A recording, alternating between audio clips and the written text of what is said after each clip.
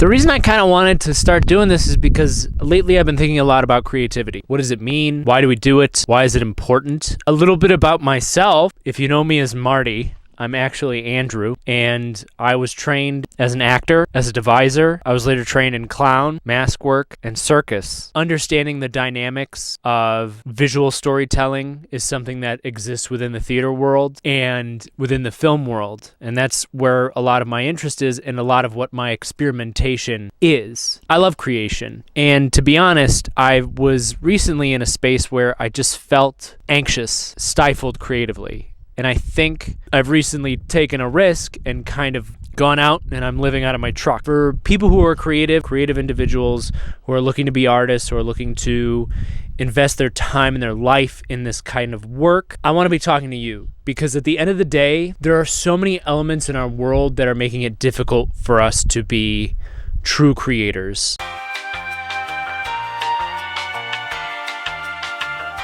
Social media puts a lot of pressure on creators to constantly produce. And although I do have a lot of respect for people like streamers who are constantly on their camera talking about topics, but they're creating content. They're not creating art. And I think there's a big difference. We as creators need to start understanding and addressing those differences. And it's not good or bad. It's just what it is. I'm going to go for my coffee here. I feel like I'm not being my proper Andrew self. I feel like there's a lot of pressure to deliver brilliance to you guys. And I got no brilliance. I do have coffee though. I just want to say that my coffee game has really improved out here because I had whole beans and no grinder. But you get a nice glass bottle and a Ziploc bag and you could roll out some pretty great French press grind. And let me tell you, I'm wearing this bandana. I asked the question, does it make me look like a douchebag? Let me know in the comments. I'm sure with the wink, it probably adds to the douchebaggery.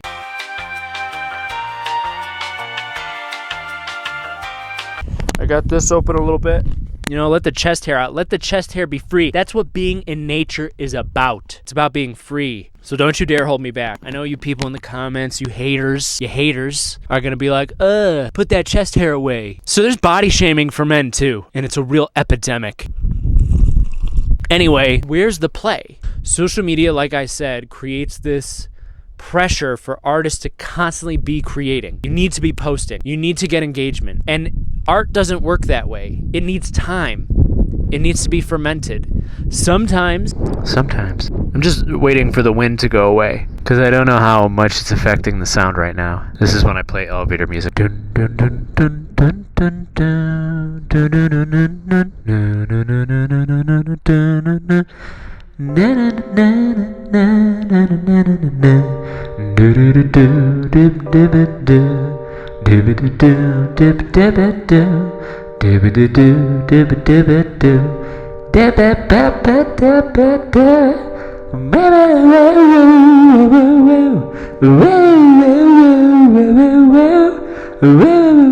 There's a helicopter flying ahead. And I think it's to rescue people. So there's pressure to constantly create, and art needs to ferment. Sometimes you get inspired by a project and you could just knock it out. I don't think that's the norm.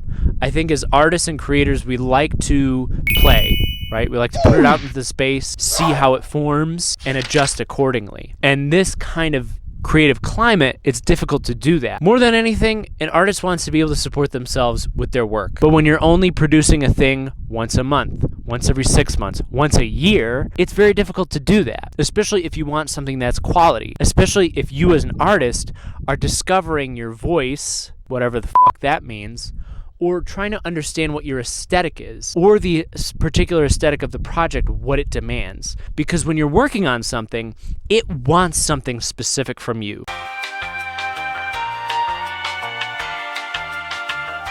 You may go into it going, I want this thing, this project to be this. But the problem is, the project, the work, is its own creature that demands its own level of aesthetic territory, which is a term that I was taught, that I can go into more depth in other videos. Its own particular essence. What is the essence of this project? What does it demand of me as an artist? I am a conduit for this project, and I'm here to serve the work, not serve my own ego. That becomes very difficult in a climate of social media where it's all about ego. I think it can be a beneficial space for artists as long as you understand the expectations.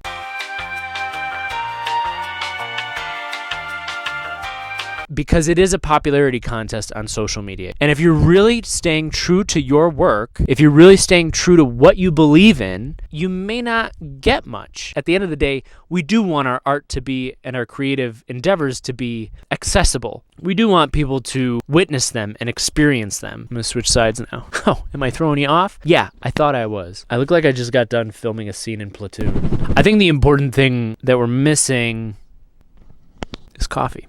I thought there were bugs in here, but it's just bubbles. Why are there so many bubbles in this coffee? Okay. Get the fuck away from my ear, man. These fucking flies. Jesus Christ. Get away. Get away. The power of Christ compels you. Okay. I want creative people to remember that it's not about popularity, says the guy who barely has any followers or subscribers or patrons. I'm not upset about it. But it is a struggle because as an artist, you're like, man, how do I get people to follow me? How do I get people to subscribe? How do I get people to become patrons? Because I want to be able to support this. When you're a creator, you know that it takes a lot of time. You know that it takes a lot of patience. And you don't want to be working a job that you're not passionate about in order to support the passion that you could barely take time to do. It's frustrating. I feel you. This guy feels you. A lot of people feel you. There are a lot of creators out there that are frustrated, that want to be spending time on their creative endeavors. And that's always been the struggle for artists. Wind again.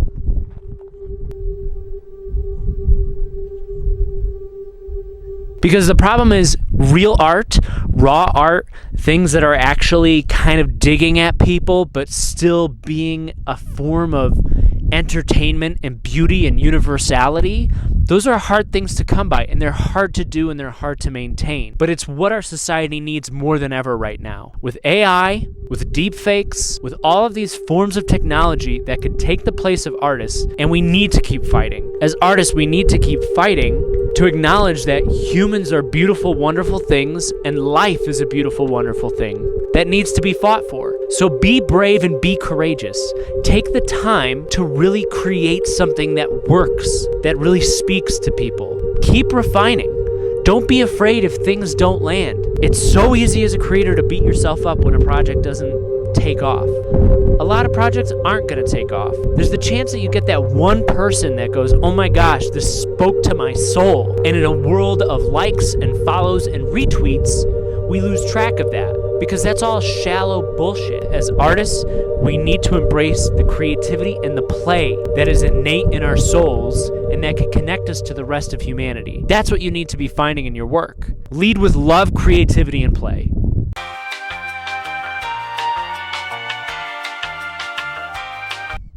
Is that it?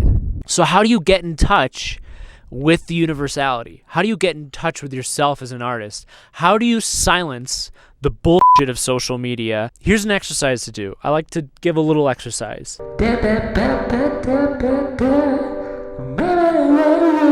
Sit in silence in the darkness for an hour. Lay there, sit there, no stimulation. Get your phone out of there, get your laptop, have people leave you alone for an hour. Take time in silence to listen to your voice. Let all the other voices during this hour of silence say their piece, because they are going to. There's going to be fear. There's going to be anxiety of being alone and being in silence.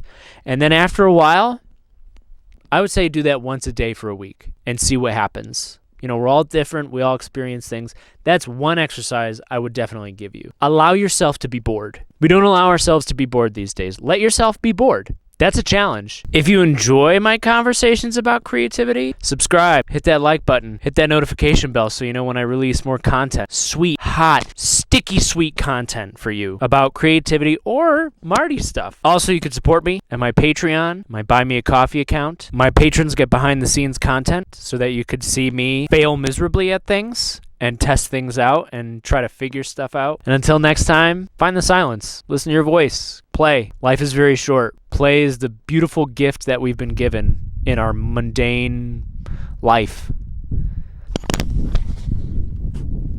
There's